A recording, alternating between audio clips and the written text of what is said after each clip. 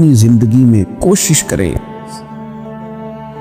کریں کہ ایسے اعمال کیے جائیں، ایسے کاموں کو کیا جائے جن سے نا وہ قبول کر لے، کچھ چیزیں وہ قبول کر لیتا ہے۔ اچھی نیت میں لپیٹ کر عمل کیا جائے تو قبول ہے، اور عمل کر کے نا پھر اس سے ڈرا جائے تو پھر قبول ہے۔ پھر خوف کیا جائے کہ چونکہ بارگاہ بڑی ہے تو پھر قبول ہے۔ حضرت سعدی رحمۃ اللہ نے لکھا ہے کہ ایک درویش کہتا ہے کہ میں نے دیکھا کہ کعبے کا میں طواف کرنے گیا تو رات کے وقت ایک شخص پتھر پہ سر رکھ کے روتا ہے اور کہتا ہے مالک مہربانی کرنا، میں نے 40 سال تیری ڈیوٹی کی ہے، میری کو 2-4 دن کی قبول کر لینا، میں نے 40 سال تیری نوکری کی، قبول فرما لینا، قیامت میں رسوا نہ کرنا۔ وہ شخص بزرگ کہتے ہیں میں سمجھا کو بڑا گناہگار ہے، تو میں جا کے اسے تسلی دیتا ہوں، میں کہتا ہوں کوئی نہیں فکر نہ کر، اللہ بڑا کریم ہے، وہ بڑا گناہگار ہے، رو رہا ہے۔ کہتے ہیں جب میں قریب گیا اور میرے قدموں کی آہٹ اس بزرگ کے کانوں تک گئی اور انہوں نے سر اٹھایا تو میں تو تڑپ گیا۔ یہ تو بغداد کے پیر غوث اعظم جیلانی ہے۔ اب ایک راتی ساری کر زاری نیند اکھاں تی توندے تے فجرے اوہی گناہگار کہاون سب تو نیویں ہوندے۔ کہ میں نے 40 سال کی ہے تیری ڈیوٹی، تیرے دین کی نوکری، وہ 2-4 دن کی، چل زیادہ نہیں، تو اسے قبول کر لینا تاکہ بات بن جائے۔ قبولیت کا خوف، قبولیت ہو جائے تو اچھی نیتیں، اچھے ارادوں کے ساتھ نیک اعمال، اور کچھ چیزوں سے بچا جائے تاکہ نیکیاں ضائع نہ ہو جائیں، بچا جائے۔ ایک تو اگر زبان بے قابو ہو نا، لفظ اگر آوارہ ہو، جملے اپنی مرضی کے نکلیں تو پھر نیکیاں ضائع ہو جاتی۔ اگر بہت بولنے کی عادت ہو اور جو مرضی کہہ دینے کی عادت ہو اور اپنے غصے پر کنٹرول کا مزاج نہ ہو تو پھر نیکیاں برباد ہو جاتی۔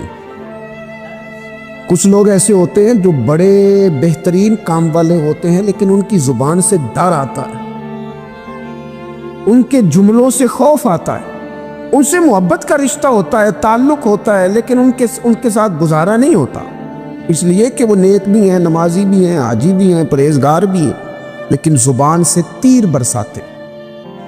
ان کے جملے نہیں ہوتے، ان کے نشتر ہوتے ہیں جو دلوں کو گھائل کرتے۔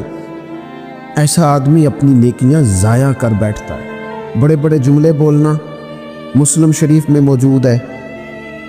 نبی اکرم صلی اللہ تعالی علیہ وسلم نے فرمایا ایک شخص نے قسم اٹھا کے کہا تھا اللہ فلانے کو معاف نہیں کرے گا، تو فرماتے ہیں رب کریم نے فرمایا یہ کون ہے جو میرے اوپر قسمیں اٹھاتا ہے، اسے جا کے کہہ دو۔ وہ بظاہر جسے گناہگار سمجھ کے تو نے کہا تھا نا اللہ اسے معاف نہیں کرے گا، جا اسے کہہ دو میں نے اسے معاف کر دیا ہے۔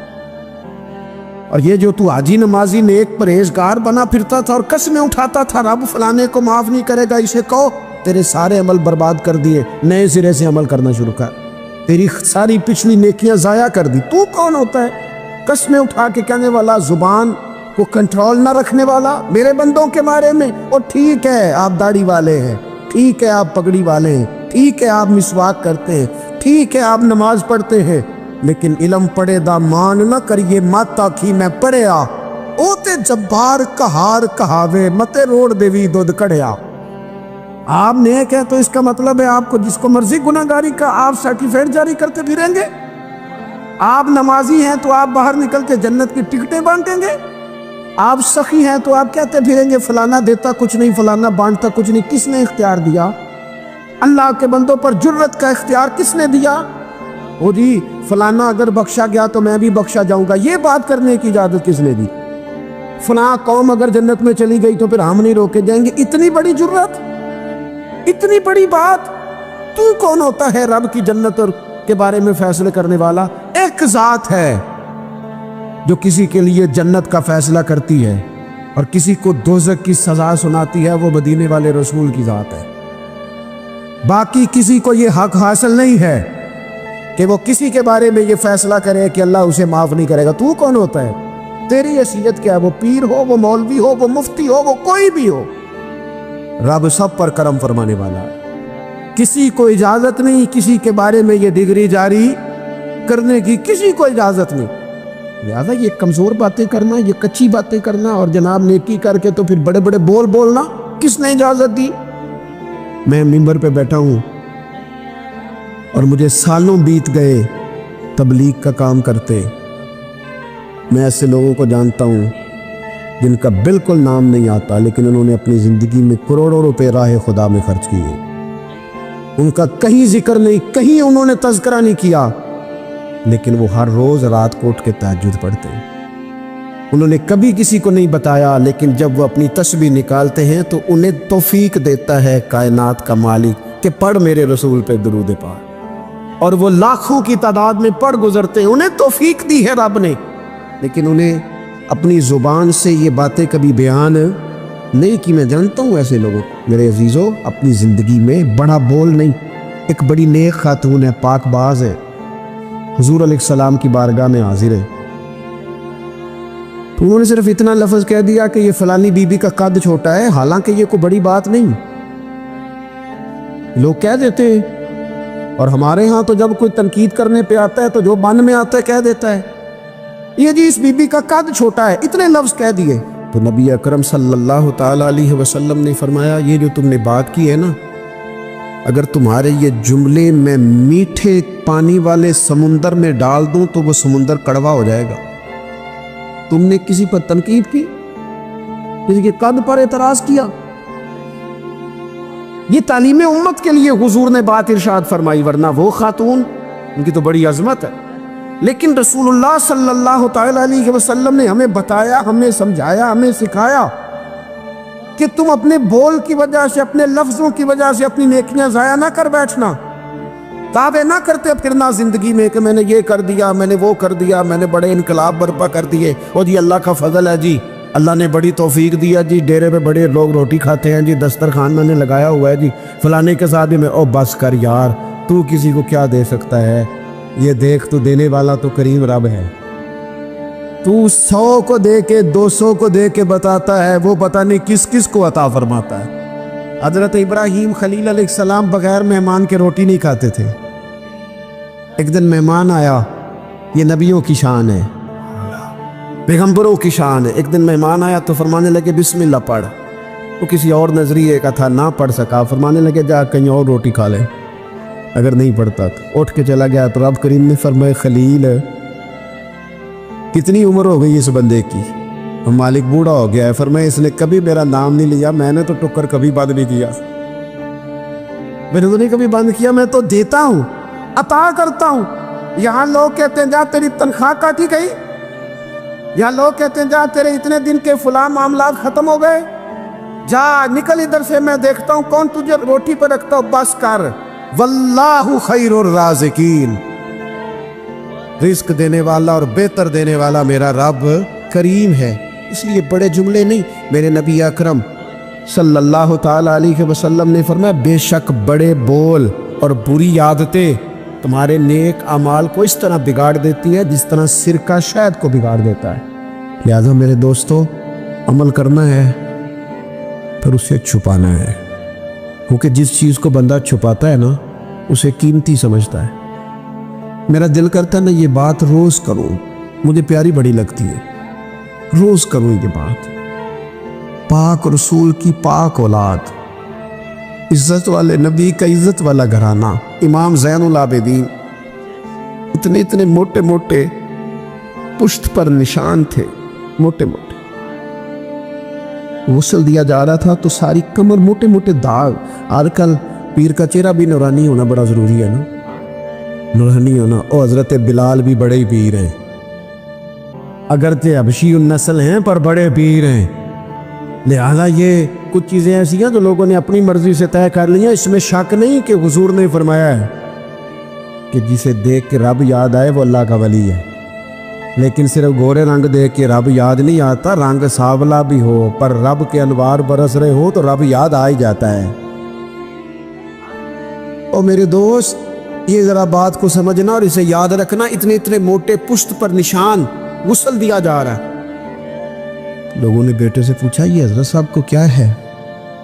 تو والد وہاں آرام فرمائے ہیں جہاں غسل دیا جا رہا ہے۔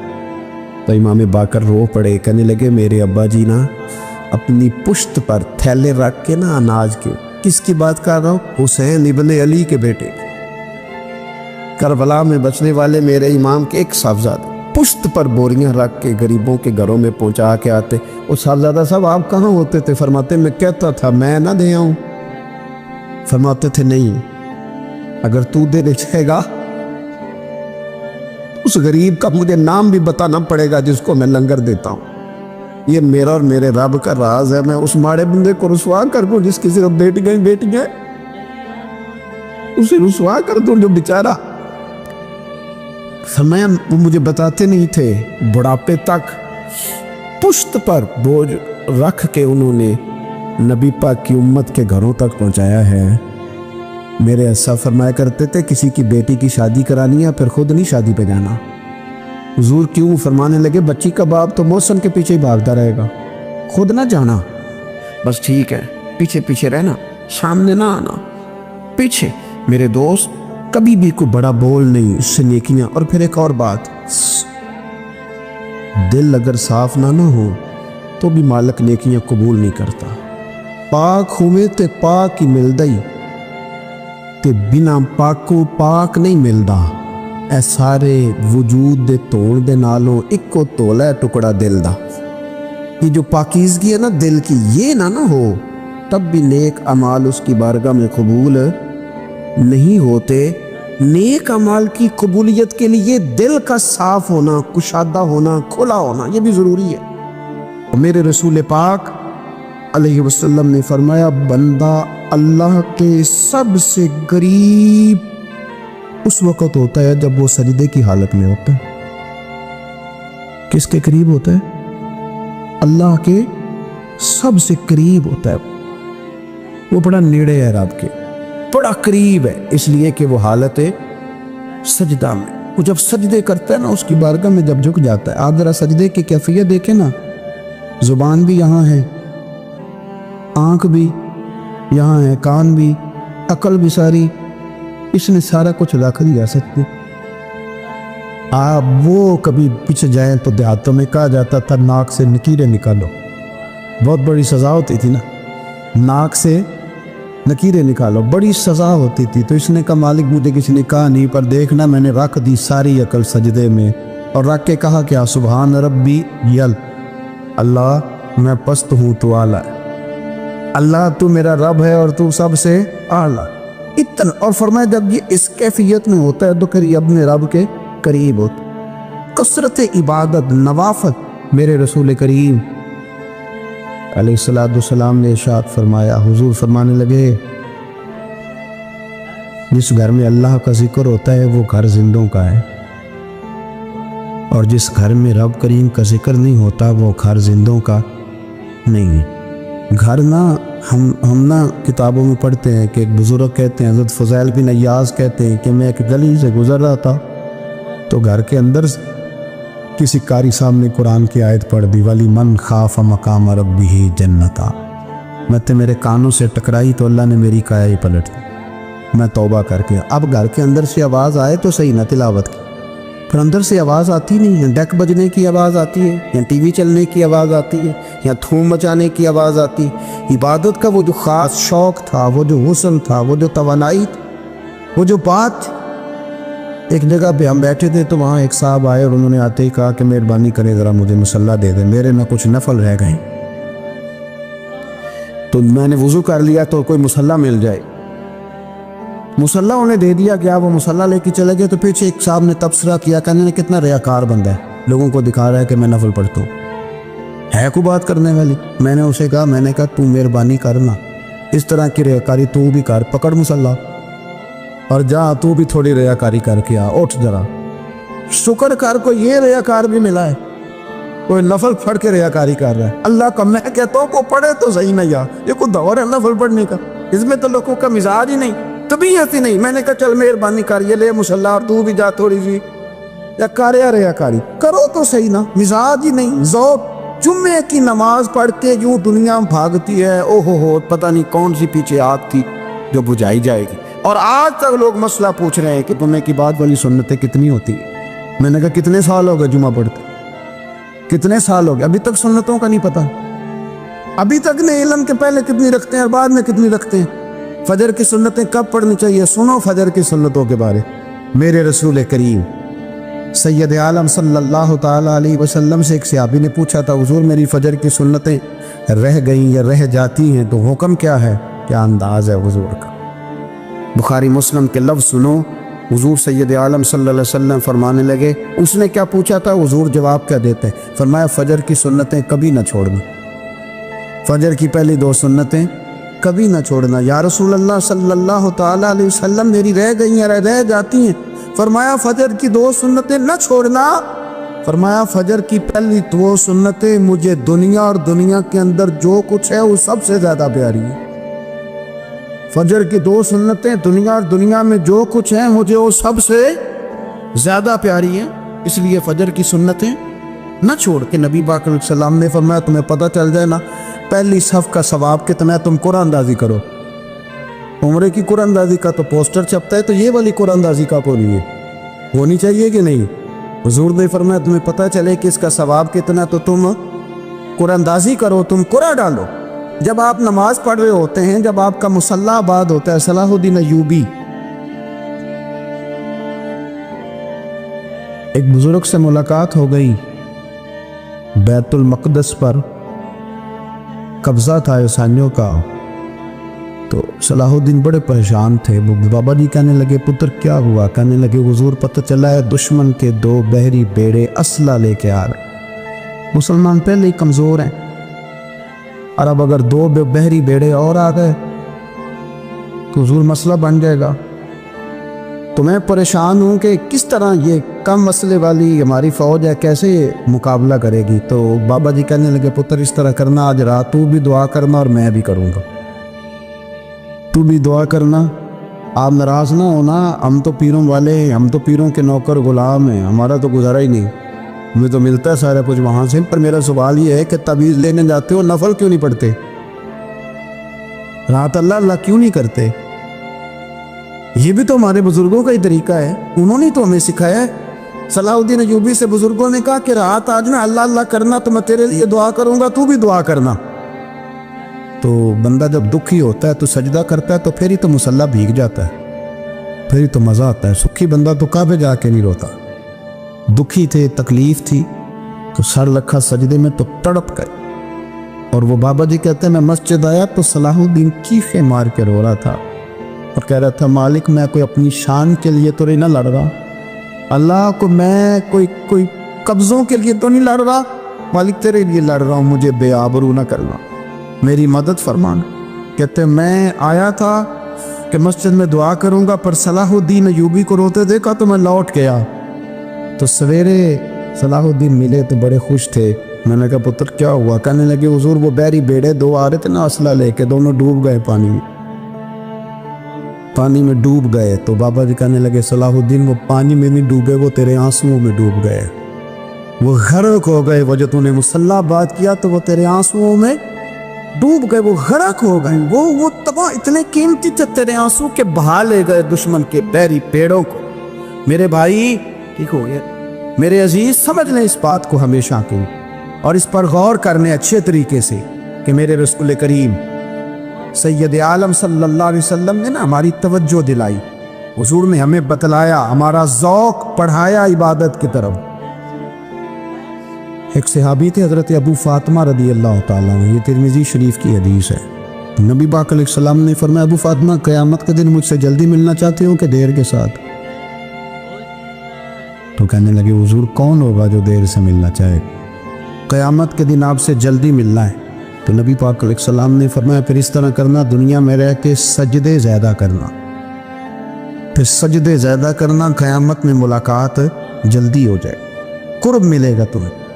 اپنے بچوں کے اندر دیکھیں نا ہم شوق پیدا کرتے ہیں، ہمیں صحیح لفظ نہیں بولنے آتے پر ہم بچوں میں شوق پیدا کرتے ہیں کہ پتر ڈاکٹر بن جائے گا تو بڑا نفع کرے گا، تو تو لوگوں کی خدمت کرے گا، ملک و ملت کی خدمت کرے گا، تیرے ابا کا نام روشن ہوگا، تیرے دادا کی تعریفیں ہوں گی۔ ہم یہ ذوق پیدا کرتے ہیں، ہم اپنے نوجوانوں کے اندر یہ فکر پیدا کرتے ہیں، انہیں ہم سمجھاتے ہیں کہ میاں جب تم پڑھو گے، محنت کرو گے تو فلاں آدمی کی طرح تمہارا نام ہوگا۔ یہ جتنا ذوق ہم بچوں کے اندر ان چیزوں کا پیدا کرتے، ہمیں حکم ہے کسی طرح ہم ذوق پیدا کریں کہ پتر نماز پڑھے گا تو اللہ راضی ہو جائے، تو سجدہ کرے گا۔ دیکھیں نا میرے رسول کریم علیہ السلام نے فرمایا 7 سال کے بچے کو مسجد لے کے جاؤ، یعنی اسے شوق دلاؤ، اس کے اندر یہ خاصیت پیدا کرو کہ اس کا دل کرے مسجد میں جانے، اس کے اندر یہ خصوصیات لاؤ کہ وہ ہمارے ہاں نا ہر چیز کو پروموٹ کیا جا رہا ہے، ہر چیز کو، یعنی سر سنگیت سکھانے کے لیے اکیڈمیاں بن گئی، ہر شے پروموٹ ہو رہی ہے، عبادت کا جذبہ کم ہوتا جا رہا ہے، اللہ کا ذوق ہمارے اندر نہیں رہا۔ اور اتنا مشکل ہم نے اپنے لیے بنا لیا ہے کہ وہ بندہ جو بڑی زبردست مذہبی گفتگو کر رہا تھا اور تگڑی بات کر رہا تھا، کیا بات ہے، یہ نماز کے بارے میں کمزوری دکھا جاتا ہے، نوافل کے بارے میں وہ چپکے سے نکل جاتا ہے۔ امام احمد بن حنبل رحمۃ اللہ تعالی علیہ، مسند امام احمد بن حنبل 14 جلدوں میں ہے مارکیٹ میں، اور مجھے تو خیر پسند ہی بڑی ہے، میں نے کئی دفعہ پڑھی ہے۔ اور کیا بات ہے امام احمد بن حنبل کی، کیسے تگڑے قسم کے محدث تھے اور اللہ نے کتنا انہیں اعزاز عطا فرمایا ہوا۔ یہ کوڑے بھی کھاتے تھے دین کی خاطر، سارا کرتا لہو سے بھر بھی جایا کرتا، بڑا اعزاز والا شخص تھے، بڑے اعزاز والے، حدیثیں جمع کرنا، حدیثیں لکھنا، حدیث پڑھانا، سارا دن رہتے تھے۔ کہہ سکتے تھے کہ میں کر تو رہا ہوں کام، اور حدیث بھی موجود ہے کہ عالم عابد سے افضل ہوتا ہے، پر اس کے باوجود امام احمد بن حنبل رحمۃ اللہ علیہ 300 نفل فرض نمازوں کے علاوہ پڑھا کرتے، 300 نوافل روز پڑھا کرتے تھے۔ ان کے بیٹے نے کہا ابا جی مکان خریدنا ہے، تو جگہ کہاں کر کے لوں، بہت ساری آبادیاں، تو فرمایا پتر وہاں لینا جہاں مسجد قریب ہو۔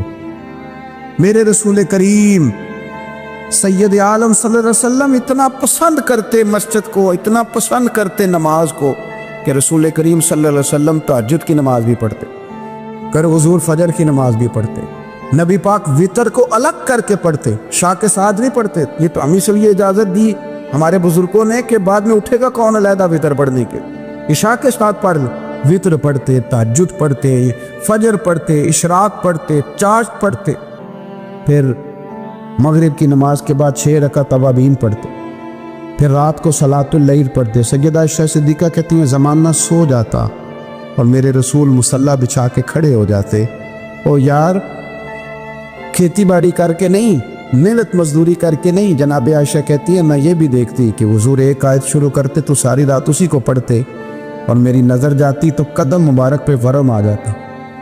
یار نماز پڑھ کے اتنی مشقت کر کے، اتنی جد و جہد کر کے ورم آ گیا، یا رسول اللہ اتنی محنت کیوں کرتے ہو؟ فرمایا فلا اکون عبدا شکورا، کیا میں اپنے رب کا شکر گزار بندہ نہ بنوں؟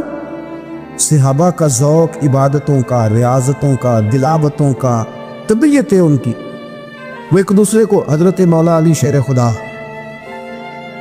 کرم اللہ تعالیٰ وجہ الکریم کے زمانے میں روم کے بادشاہ نے کہا یار یہ مسلمانوں کا پتہ تو کرو، یہ آخر کیوں اتنے زیادہ مجاہد ہیں؟ اس زمانے میں جاسوس بھیجنے کا مزاج تھا، اب تو جاسوس پکڑا جاتا ہے، اب تو جاسوس ہے، اور جاسوسی کا شوق ویسے آج بھی ہے۔ عرض کروں تھوڑی سی بات اس عنوان سے، پتہ کیا ہمارا مسئلہ ہے؟ ہم جہاں جاتے ہیں نا وہاں تھوڑی خوشبو سونگنے کی کوشش کرتے ہیں، وہ کیا ہے تو یہ کیا ہے تو ادھر کیا ہے تو تھوڑا سا ادھر کیا ہے۔ میرے رسول پاک پڑھیے درود شریف، سارے پڑھیے ذرا زور سے، صلی اللہ تعالی۔ نبی پاک علیہ السلام نے فرمایا جاسوسی نہ کرنا ورنہ تم بندوں کو خراب کر دو، اور فرمایا اس طرح نہ ہو کہ تم کسی کے آپ کھول نہ نکلو تو تمہارے پہلے کھول جائیں۔ یہ جو ذوق ہے نا یہ ختم کریں، چھوڑیں، مطلب آپ کس چکر میں پڑے ہوئے، اتنی زیادہ توجہ کرنے کی کیا ضرورت؟ نے کام سے کام رکھی، اس میں بندہ تھوڑا سا نا آسان رہتا ہے۔ یہ جو بہت زیادہ ٹٹولنے والے لوگ ہوتے ہیں نا وہ بیچارے پھر عمر ٹٹولتے ہی گزار دیتے ہیں، اس لیے کہ مزاج ہی بہت پکا ہے، بوری کا منہ کھول کے اندر تک ہاتھ ڈالنا، تو پھر کئی دفعہ سامنے سے بچھو بھی لڑ جاتا ہے، خرابی ہوتی ہے۔ تو جاسوسی کی جاتی تھی. اس نے بھی جاسوس بھیجے کیونکہ قبیلوں کے لوگ تھے, کچھ مسلم کچھ کافر, پہچانے نہیں جاتے تھے لوگ, تو کچھ لوگ اس نے بھیجے. انہوں نے آ کے نا تحقیق کی, ریسرچ کری کہ آخر ماجرا کیا ہے. تو واپس جا کر انہوں نے رپورٹ دی نا روم کے بادشاہ کو. اس رپورٹ کا ایک جملہ بڑا شاندار ہے. وہ کہنے لگا بادشاہ ہمیں مسلمانوں کی کوئی سمجھ نہیں آئی,